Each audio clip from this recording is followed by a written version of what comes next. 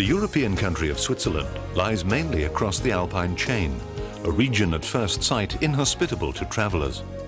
However, there's a unique railway line running over 250 kilometers from west to east along the backbone of the Alps, passing through some of the most dramatic scenery in Europe. The train which makes this 8-hour journey is known as the GLACIER Express, the slowest express train in the world. The service is a joint venture between 3 of Switzerland's private railway companies, the Brieg-Visp-Zermatt Railway, the Furka-Oberalp Railway and the Rhaetian Railway, whose meter-gauge tracks connect in an unbroken chain. A through service called the GLACIER Express was inaugurated in the summer of 1930, the name alluding to the route's proximity to many of Switzerland's major ice sheets. The mountainous region around the resort of Zermatt in the southwest of the country was completely buried by snow during the Ice Age, and the Gorner Glacier, the second largest in Switzerland, still covers a wide area along the Swiss-Italian border. Some of the best views of this region can be found at the summit of the Gornergrat, over 3,000 meters above sea level, whose terraces give a commanding panorama over the whole area. The distinctive cone of the Matterhorn, rising almost 4,500 meters above sea level, resisted all attempts to climb it until July 1865, when the Englishman Edward Whymper and his companions finally reached the summit. The peak makes a striking backdrop for that special photograph, while a friendly companion will prove that you really have visited Switzerland. Since the summer of 1898, the Gornergrat has been connected to Zermatt by a spectacular electric rack railway. This meter-gauge line is the second highest in altitude in Switzerland, after the Jungfrau Railway. The track has to lose almost 1,500 meters in height during the 9.35-kilometer journey, and gradients of as much as 1 in 5 are necessary. In order to facilitate this, the ABD system of rack assistance is used along the entire length of the track.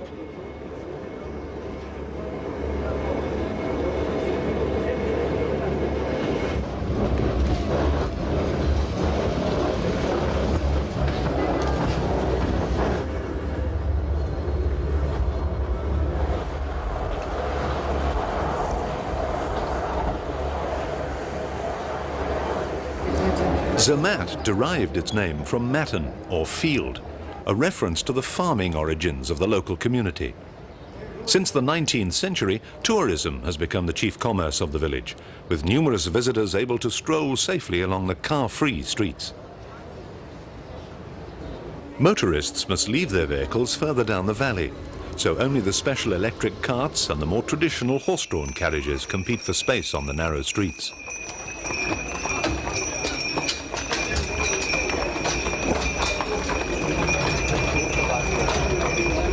For our journey across Switzerland, we joined the GLACIER Express at Zermatt Station, terminus of the BVZ railway.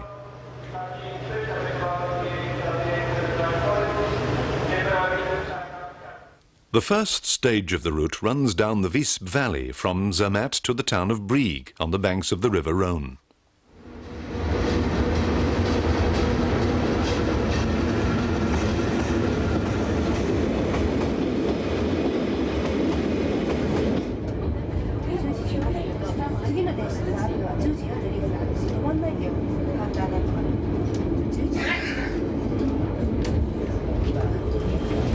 The top section of the line is constantly busy, with a frequent shuttle service operating between Zermatt and Tasch, where visitors to Zermatt must leave their vehicles in one of the numerous car parks.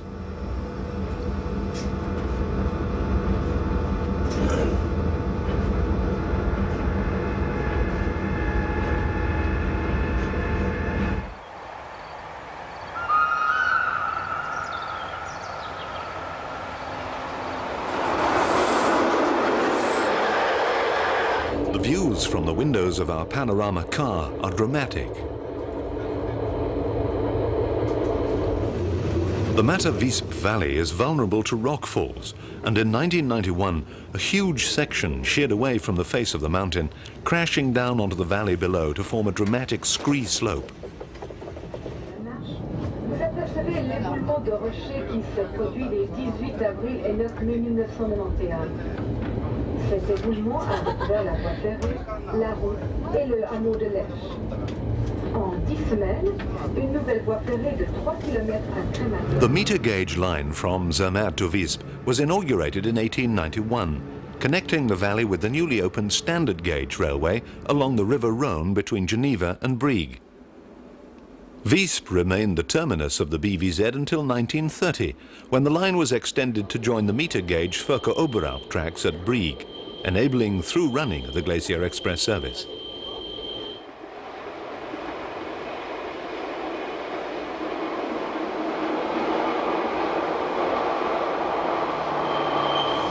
The wooden houses along the valley have distinctive patchwork roofs made of large slabs of split stone designed to protect the buildings from the thick winter snowfall.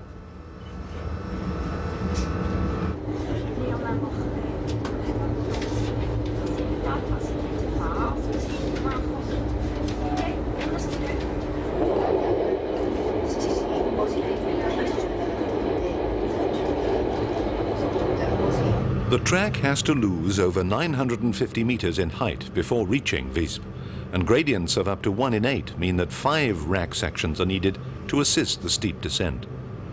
The ABT rack system was chosen by the Visp-Zermatt company, and this was adopted by the Furka Oberalp when they opened their line almost a quarter of a century later.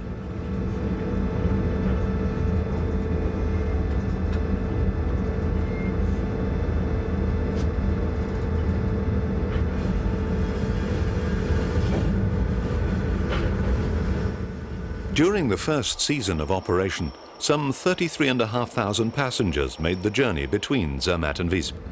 A century later, this figure has increased to about 2.5 million travelers a year, 250,000 of whom ride the Glacier Express.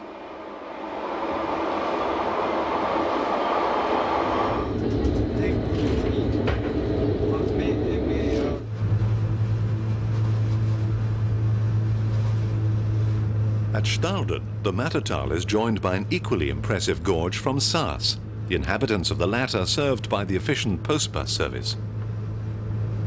Until 1930, trains were steam-hauled, but today a modern HGE 442 locomotive pulls our Glacier Express down the line to Brieg, one of the fleet of 5 machines purchased by the BVZ from SLN in 1990.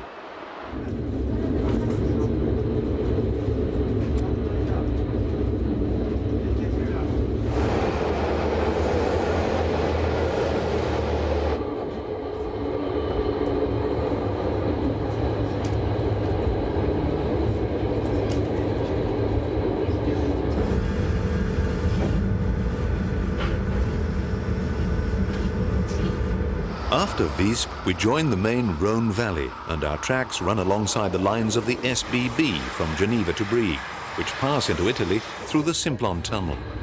Les voyageurs qui ne poursuivent pas leur voyage avec le glacier express.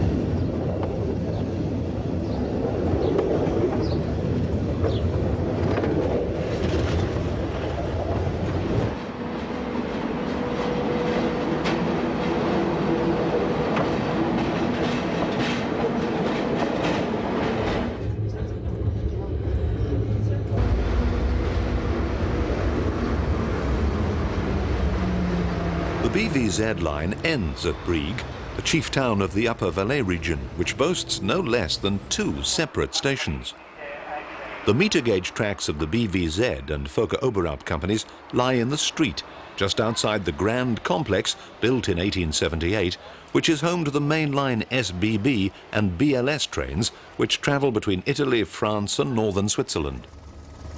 Brieg, lying in the Rhone Valley at the foot of the Simplon Pass, which crosses the Alps into Italy, has been an important settlement since Roman times. The old town is dominated by the Stockalper Palace, once the grandest private residence in the whole of Switzerland. It was built by Caspar Jodok von Stockalper, who controlled the lucrative Simplon Pass trade during the 17th century. The 3 towers, once used for storage and air-drying meat, are named after the 3 magi, the tallest naturally being Caspar. Across the Rhone lies the equally ancient village of Nates, whose painted church tower dates back to the 12th century. Its cobbled streets contain many old wooden houses made bright by colourful flower displays. Although this appears at first sight to be an urban community, its agricultural connections are still in evidence. Many of the barns are built on stone staddles to prevent the precious grain being eaten by rats, and traditional farming methods are still practiced here.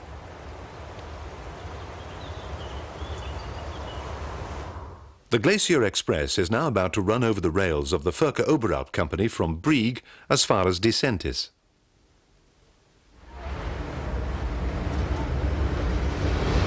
A Furka locomotive has been attached to the front of our train together with a restaurant car, one of the Rhaetian Railway's fleet of dining coaches which will serve tempting meals during the course of the journey.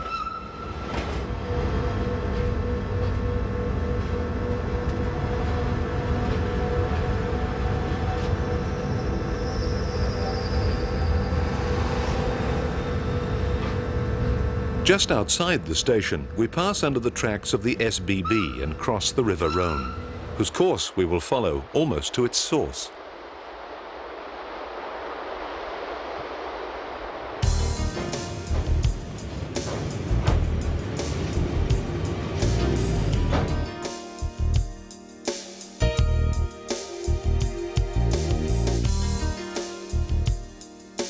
A line along the Upper Rhone Valley was proposed at the end of the 19th century, but it wasn't until 1910 that the Brieg-Furka Disentis Railway Company was founded.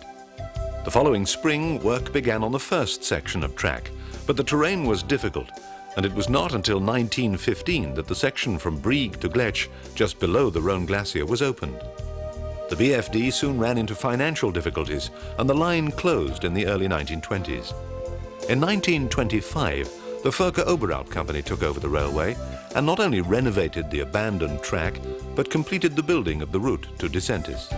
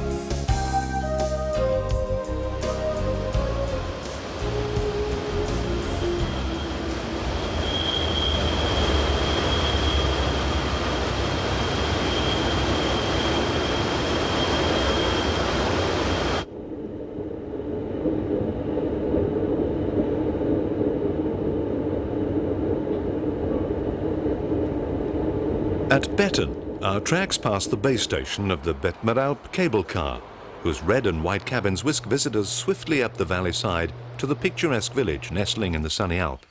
Like Zermatt, a car-free zone. A second cableway takes us to the top of the mountain ridge to give us the opportunity of visiting one of the natural wonders of this region.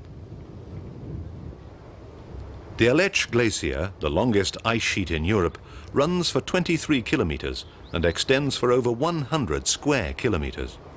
The glacier meltwaters flow into the River Rhone and on to the Mediterranean. Its sources are the spectacular snow and ice basins found behind the impressive peaks of the Jungfrau and Monk, which divide Canton Valais from the Bernese Oberland. It lies at an altitude of over 2,000 meters above sea level, and the ice is estimated to be about 800 meters thick below the Concordia Platz, where three huge ice rivers combine to form the main glacier. The glacier is hidden behind the mountain ridge which runs along the left-hand side of our train for the next section of our journey. After Betten, the track must rapidly gain height, and the increased gradient means that we must join the rack for the first time along the Furka section of the route.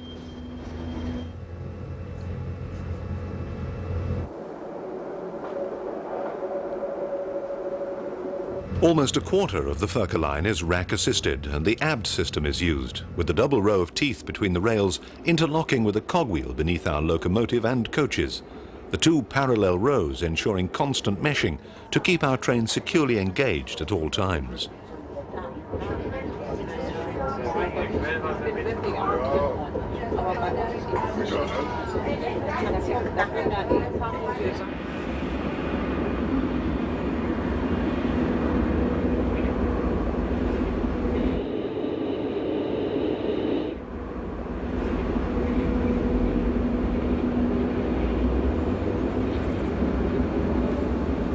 At Grengiols, there's a large step in the valley floor, and our tracks need to gain the necessary height to climb over the ridge.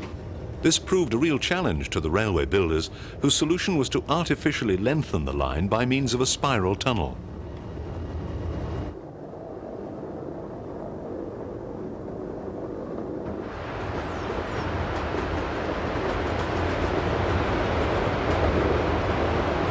The train crosses the River Rhone over a 48-metre-high viaduct, the loftiest on the Furka-Oberalp network.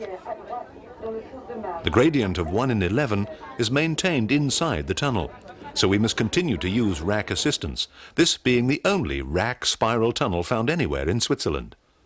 The tunnel runs for almost 600 metres, with the line now emerging about 60 metres above the lower portal of the bore.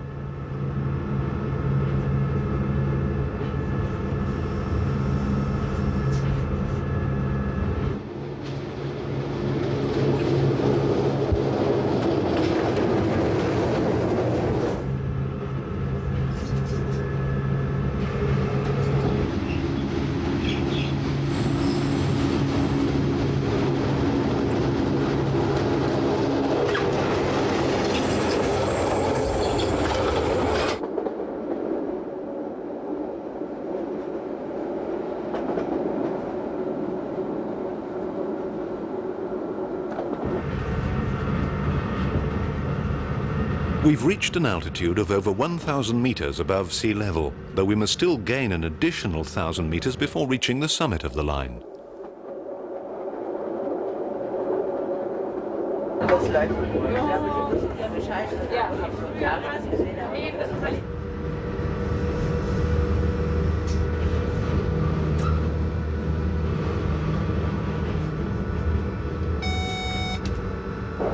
The loco hauling our train is one of the 8 Furka-Oberalp HGE 442 machines purchased in the 1980s from SLM with electrical equipment by BBC. They have a maximum speed of 30 kilometers per hour along the rack, increasing to 90 kilometers per hour along the adhesion section of the line. 2 of the locos, numbers 104 and 105, were purchased from the SBB, where they'd been in service as prototype machines running along the scenic meter gauge Brunig line.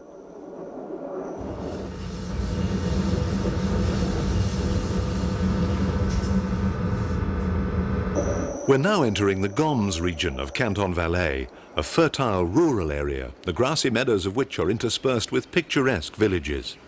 The village of Ernen, across the valley from our tracks, was formerly the principal settlement of the region, with its own court of justice and local government.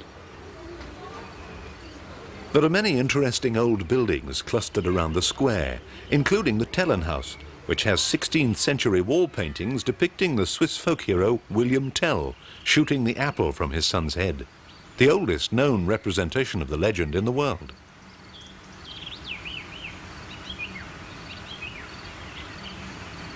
The sun-darkened chalets are resplendent with flowers during the warm summer months, while in winter the bare wood forms a striking contrast to the dazzling white snow.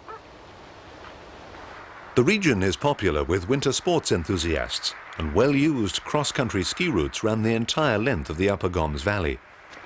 Although this appears to be a leisurely form of exercise in contrast to the speed of downhill skiing, it is in fact deceptively strenuous.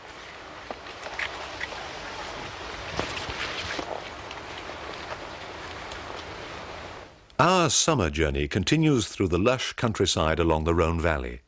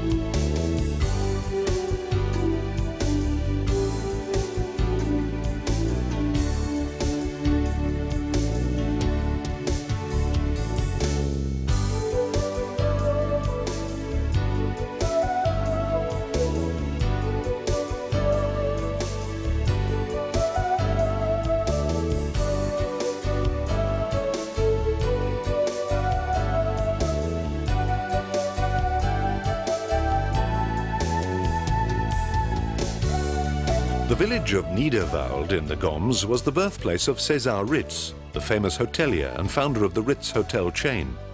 King Edward VII of England, one of his patrons, is said to have called him the hotelier of kings and the king of hoteliers. Other members of his family are equally renowned in Switzerland for creating superb church furnishings and decorations.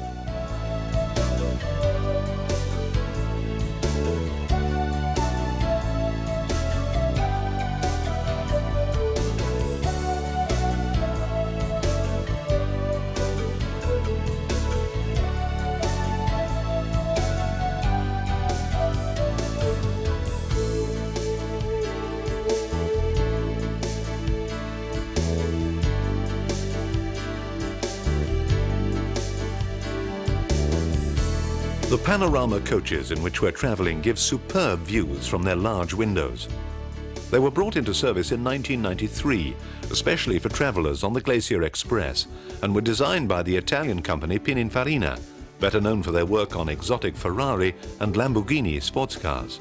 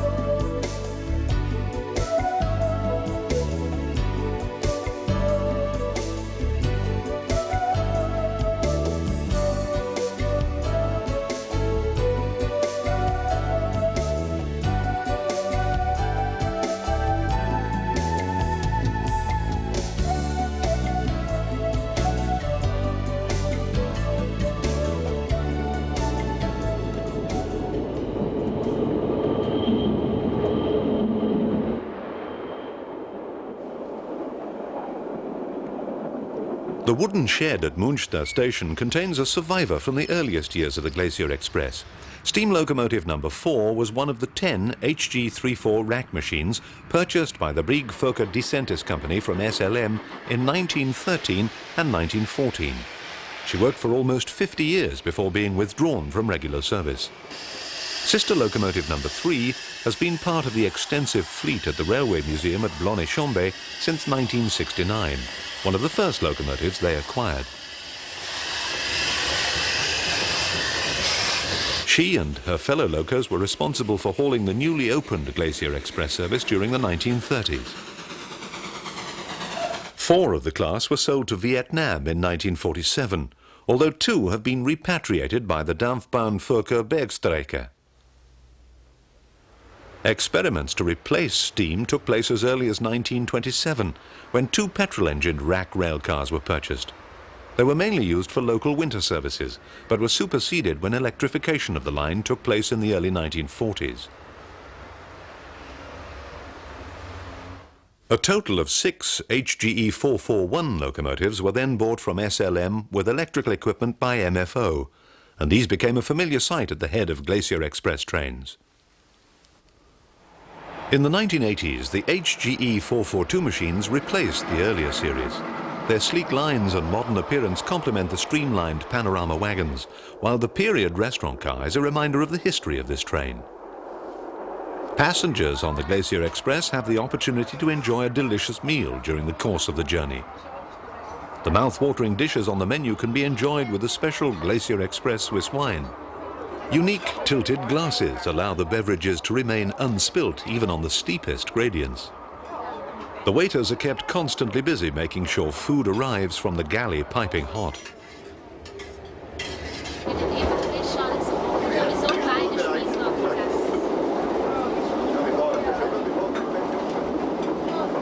Portions are generous and the fare extremely appetizing.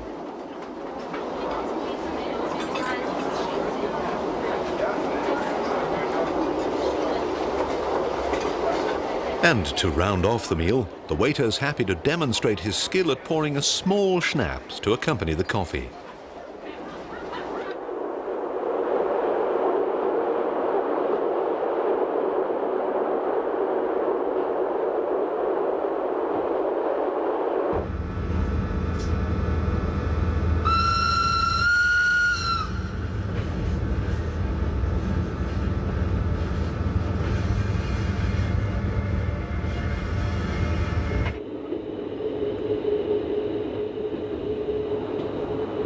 Ulriken lies at the junction of the Rhone Valley with the Nufenen Pass, the highest in Switzerland, which connects the Goms with Canton Ticino on the south side of the Swiss Alpine chain.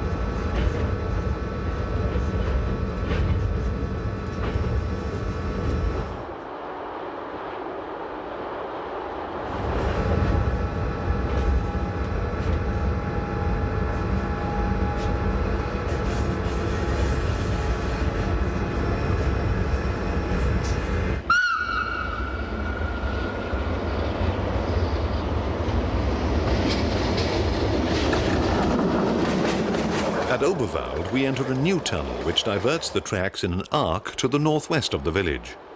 Originally, the line ran above ground along the mountainside towards Glech, passing the spectacular Rhone Glacier before entering a summit tunnel just over 2,000 meters above sea level. Because of the altitude, the line from Obervald to Realp was only passable from May to October, with deep snowfall blocking the tracks for 5 months of the year.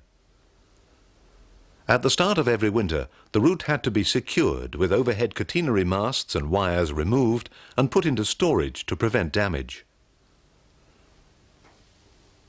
In the spring, the tracks had to be cleared of snow and the line made ready to resume normal running, a costly and time-consuming business involving a large amount of manpower.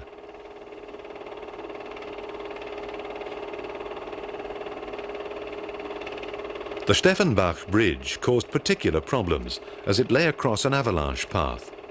In 1925, the original stone structure was replaced by a specially designed folding bridge, the central span of which was lowered in the autumn and winched back into place when the line reopened. The wish to run an all-year-round service led to the building of a base tunnel between Obervald and Realp. Excavations began from either end in the autumn of 1973, but work progressed slowly, with miners toiling in great heat and 100% humidity. The breakthrough took place on the 30th of April 1981, though the first train was not able to pass through the tunnel until June the following year. At 15,407 meters, this is the longest narrow-gauge tunnel in the world, and the longest railway tunnel lying entirely within Switzerland's borders. Our train passes across the River Rhone for the last time before entering the Furka base tunnel. In common with the rest of the line, there's single track running through the bore, although 2 passing loops allow trains to cross. As well as enabling the Glacier Express to operate all the year round, the new excavation also allows a car transporter shuttle to run between the Goms and the Andamat region. We emerge at Realp, where it's still possible to make a trip along part of the old line, as a preservation group, the Dampfbahn Furka Bergstrecke, operates a limited service for tourists during the summer.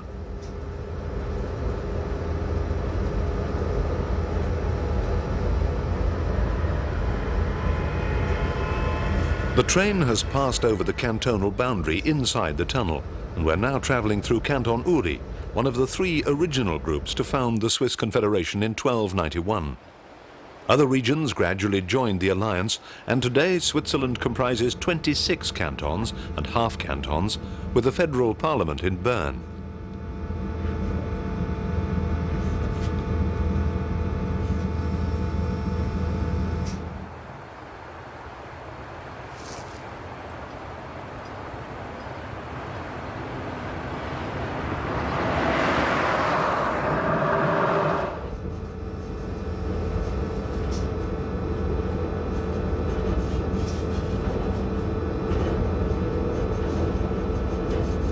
We've also crossed the watershed of the Rhone and Reuss rivers and now run along the Ursuren Valley.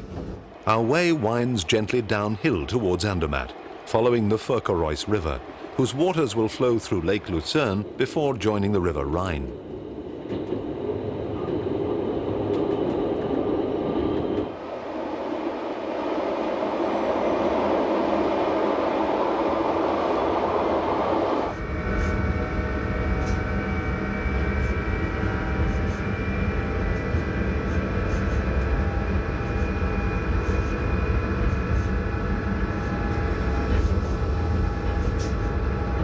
The village of Hospental lies at the junction of the Urseren Valley with the Gotthard Pass Road and has been a strategic strongpoint for centuries.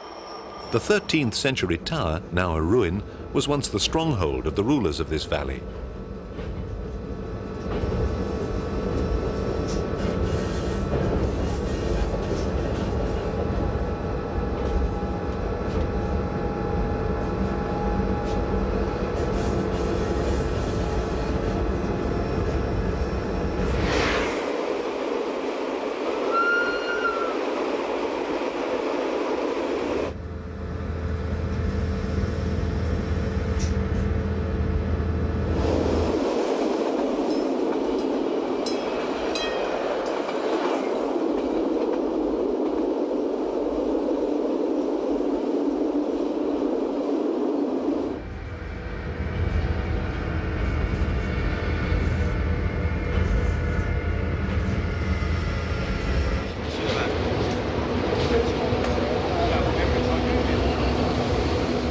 Andamat station is a busy junction at which all trains must stop. Our driver will leave our train here to take on other duties. As well as the main line between Brieg and Disentis, a branch runs down the steep Scholenen Gorge to Gerschenen, where passengers can make the connection with the Swiss Federal Railway's Gotthard line. The Scholenen Railway was opened in 1917 and operated independently until 1961, when it was taken over by the Furka Oberalp. It forms a vital link between the east-west line along which we've been running and Switzerland's premier north-south route. The road through the Scholenen is part of the Gotthard route, opened up after the gorge was successfully bridged in the 12th century. The old bridge, last rebuilt in 1830, is now a pedestrian way, as a new bridge was constructed in the 1950s to take the increasing car traffic.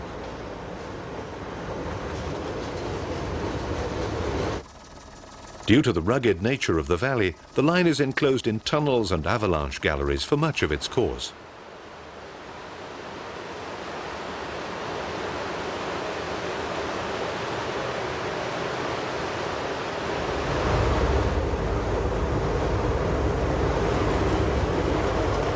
Virtually the whole of the Schollenenbahn is rack-assisted, with gradients as steep as 1 in 5.5. The line must lose 330 meters in height during the 3.8-kilometer journey.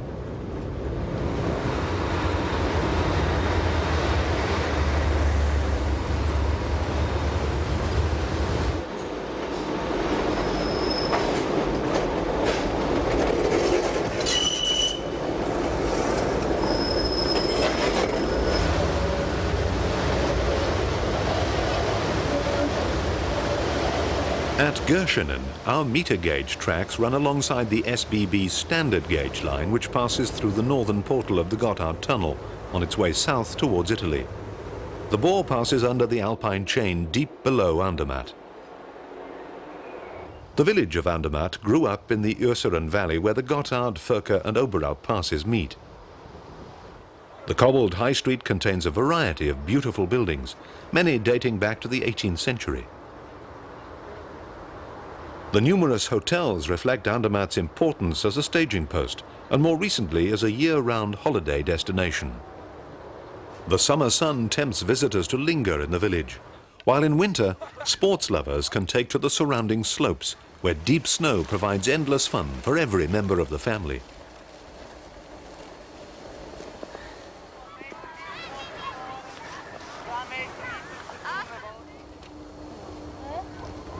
After Andermatt, our track must climb up the mountain ridge, with the line looping back and forth in order to gain the necessary height. For the next stage of our journey, we ride the Glacier Express in January, with the snow transforming the landscape into a magical winter wonderland. The train once more engages the rack to tackle the gradients of 1 in 9 which lie ahead. The track has to climb almost 600 meters in height before reaching the summit of the route at Oberalp.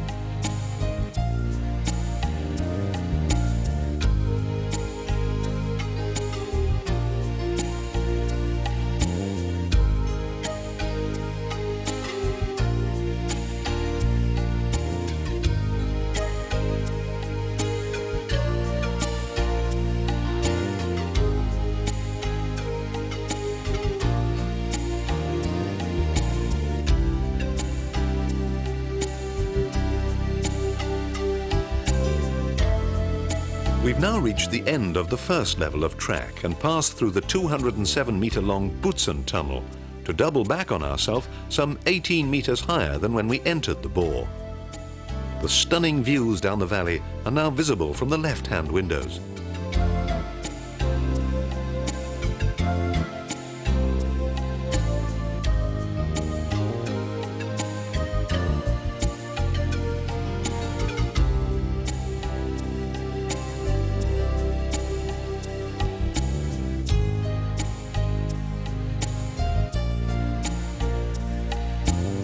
The chairlift, taking skiers from Andamat to Cedrun, passes almost over the 284-meter-long horseshoe tunnel at the end of the second level.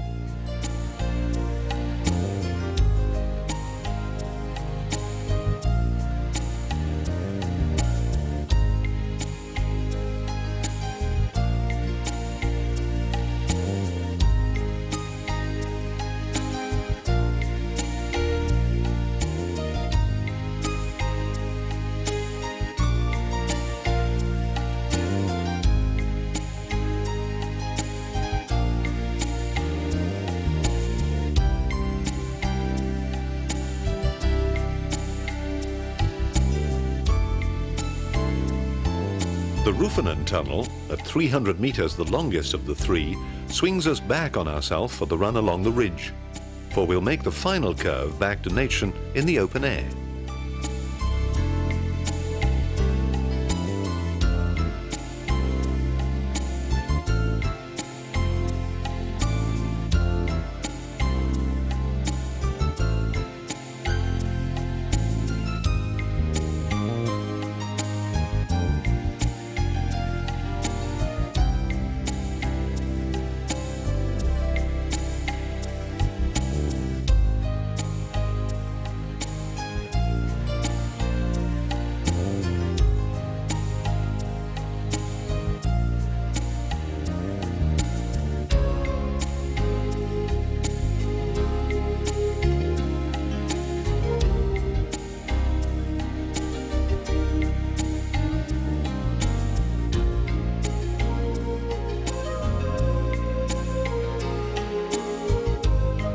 Since Andamat, we've gained more than 400 meters in height, and the way now eases for a time, so rack assistance is unnecessary.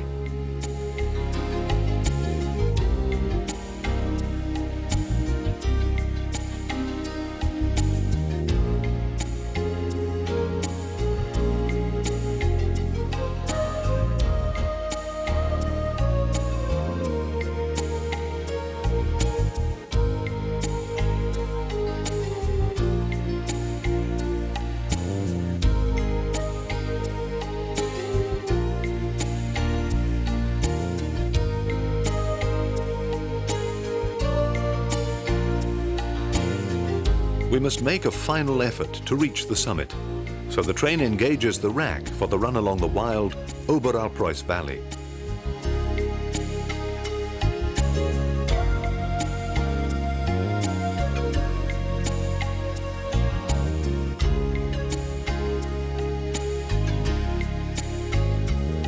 This austere landscape is home to marmots, a furry alpine rodent whose burrows now lie buried deep beneath the snow.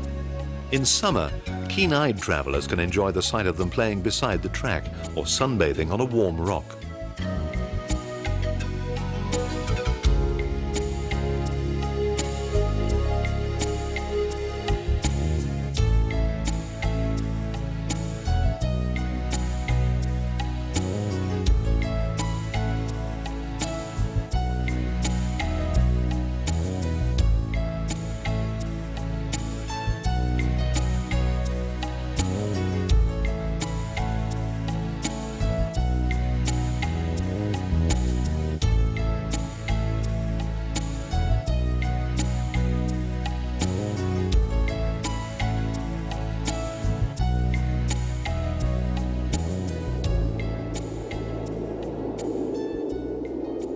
Our train enters what appears to be a further tunnel, but summer reveals it to be a gallery which overlooks the Obervald Lake.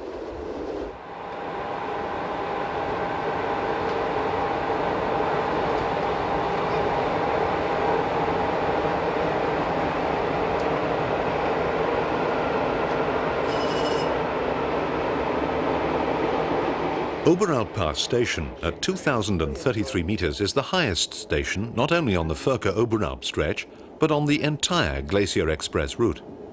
It lies on the boundary between cantons Uri and Graubünden, and the Glacier Express stays within the latter canton for the remainder of the journey to St. Moritz.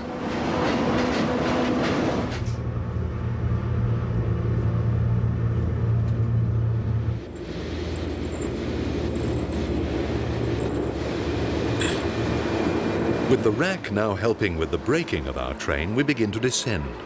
The track is protected from avalanche danger by a long tunnel and gallery complex.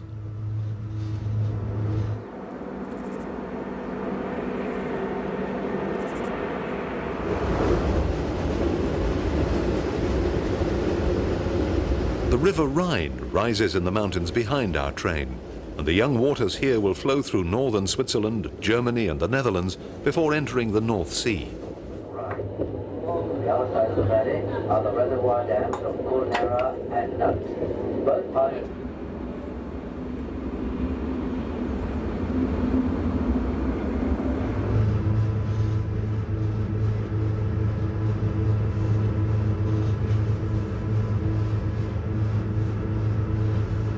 After St. Bridas Chapel, we leave the rack as the valley opens out and the way becomes more gentle.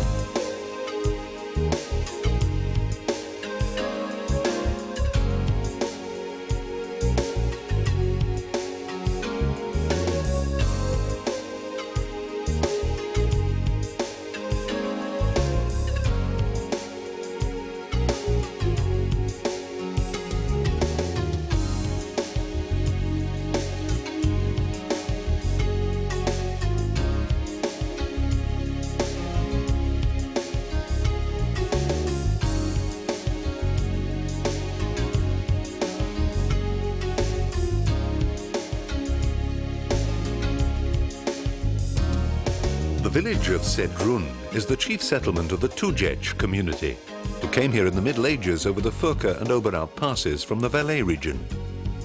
Romansh, a direct descendant of Latin, is spoken locally. This is the fourth of Switzerland's official languages, together with German, French and Italian.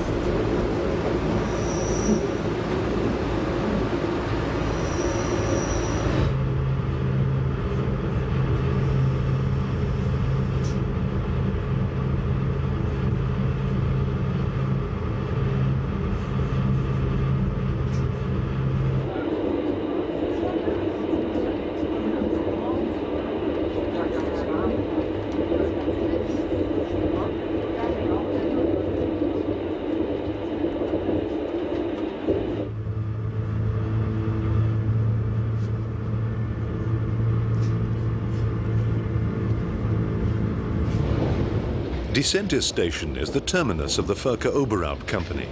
Here it makes an end-on connection with the Rhaetian railway. The village of Disentis Muster is the largest settlement along the Vorder Rhine Valley. It's dominated by the Abbey of St. Martin, founded by an Irish monk, Sigisbert, about 700 AD, and one of the oldest Benedictine foundations in the whole of Switzerland. The simple hermitage was rapidly enlarged, and the abbey today is on a grand scale, the ornate church being completely rebuilt at the end of the 17th century. The monastery still houses the school, which has existed here since medieval times, and whose excellent reputation today attracts pupils from all over Switzerland. At the station, the Furka Obervald logo has been removed, and our Glacier Express set combines with another working as it prepares for the remainder of the journey to St. Moritz.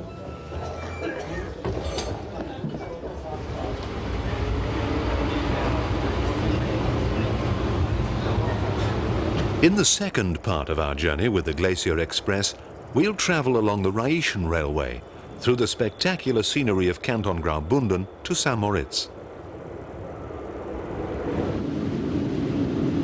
The line runs along the base of the majestic Rhine Gorge, where the river has carved a deep chasm forming sheer white cliffs.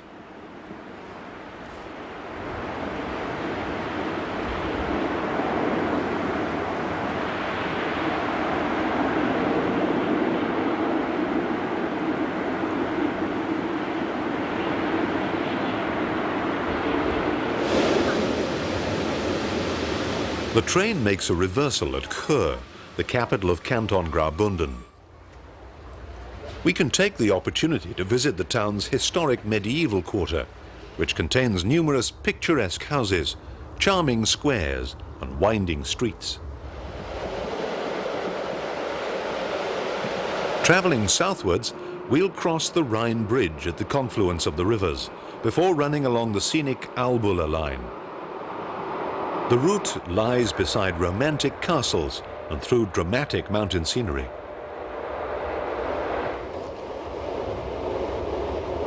The railway will take us through rugged terrain, which caused the builders to erect many spectacular bridges, including the famous Landwasser Viaduct, while the route from Begun to Preda will include the famous spiral tunnels. After passing through the Albula tunnel, almost 6 kilometers long, the train will emerge in the beautiful Engadine Valley, famous for its champagne climate. We'll end our journey at the fashionable resort of St. Moritz, the playground of the rich and famous in both summer and winter. Either in the crisp white snow of winter or the flower-decked meadows of summer, the fabulous Glacier Express takes you on a journey through Switzerland that is truly unforgettable.